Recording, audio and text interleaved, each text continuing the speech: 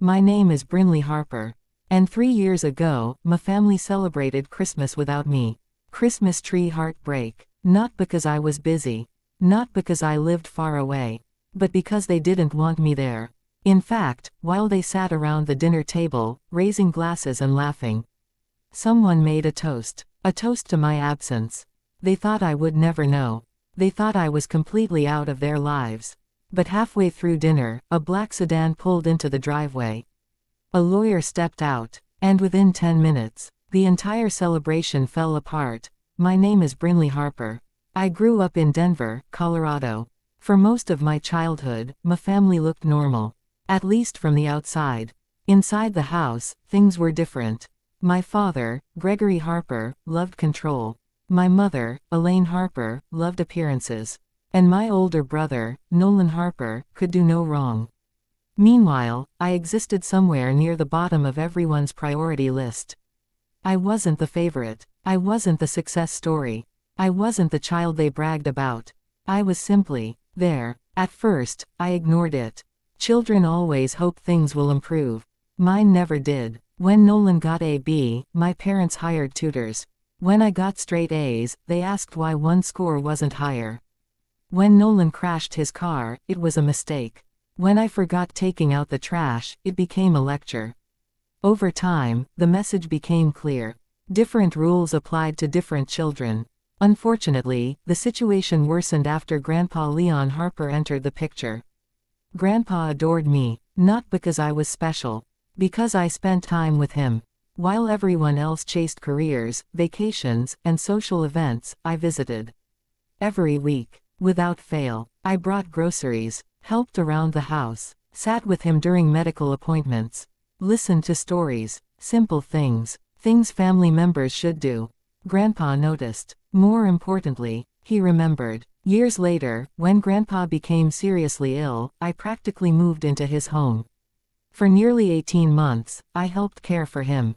Not alone. Professional nurses assisted too, but I was there constantly. Meanwhile, the rest of my family appeared occasionally.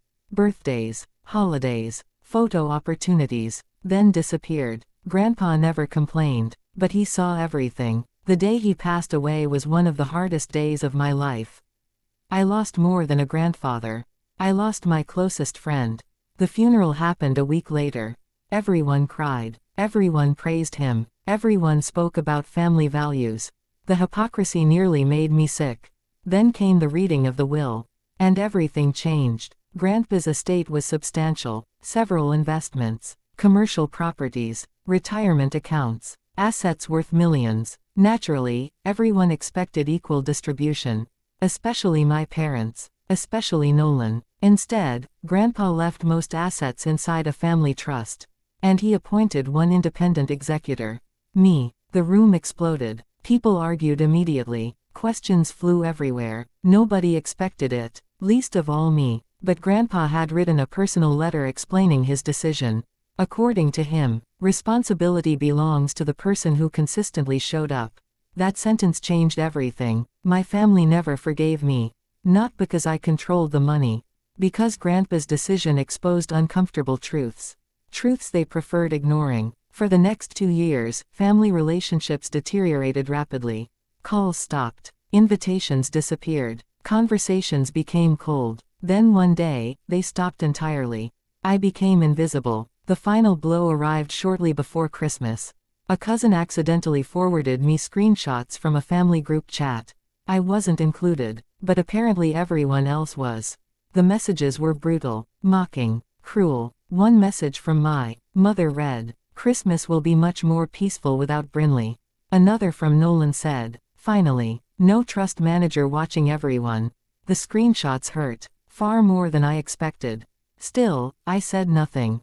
Then Christmas Day arrived. I spent it alone, not miserable, just quiet. I watched old movies, ordered takeout, tried avoiding social media. Around 7 p.m., my phone rang.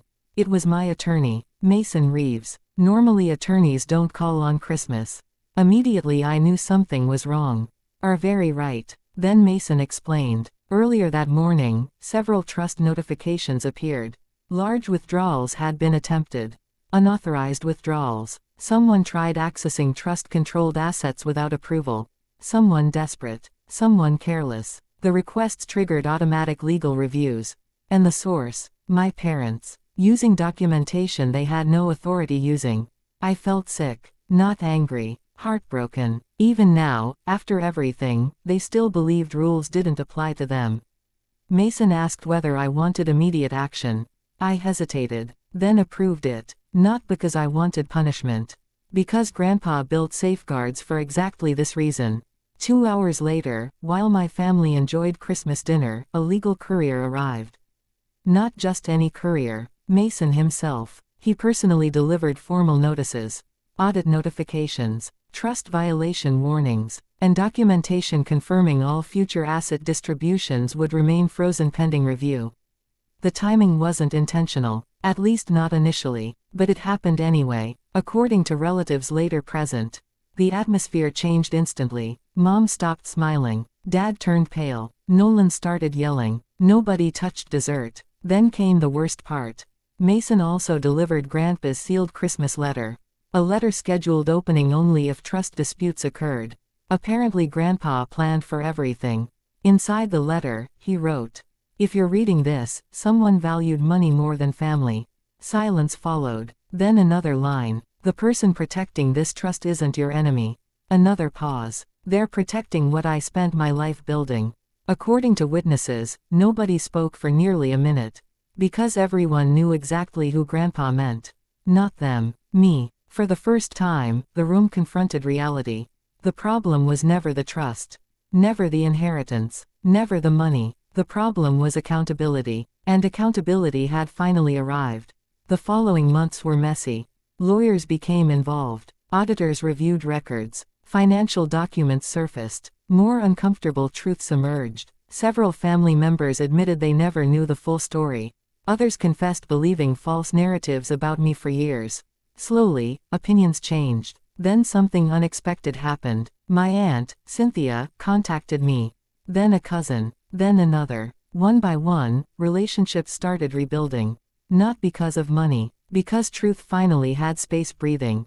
My parents took longer. Much longer. Almost a year later, Mom called unexpectedly. No excuses. No demands. No manipulation. Just an apology. A genuine apology. The first one I'd ever received. Dad followed months later. Even Nolan eventually reached out. Not perfectly. Not dramatically. Just honestly. And honestly was enough. Today, things aren't perfect. Some wounds never disappear completely.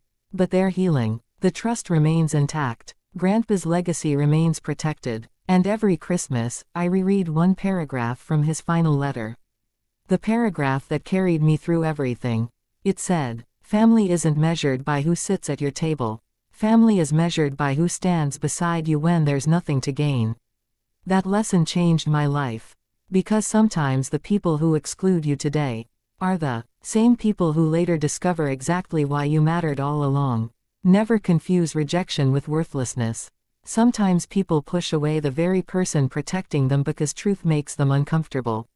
Your value isn't determined by who excludes you. It's revealed by how you carry yourself when they do. If this story touched your heart, thumbs up, like this video.